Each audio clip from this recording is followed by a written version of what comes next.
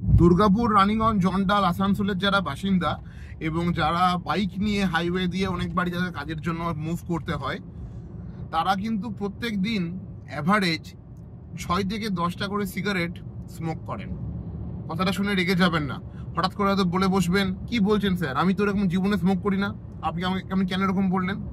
আসলে কথাটা হলো, এখানকার এয়ার কোয়ালিটি ইন্ডেক্স হলো অ্যাভারেজ 150 থেকে 250-র মধ্যে, এবং আমাদের যে ডেটা তাই বলছে যে যেখানে এয়ার কোয়ালিটি ইন্ডেক্স অ্যাভারেজ 150-র ওপরে, সেখানে একটা মানুষ তার অজান্তেই 7 থেকে 10টা করে সিগারেট স্মোকিং করছে, এবং সেটা কিন্তু নিজের অজান্তে।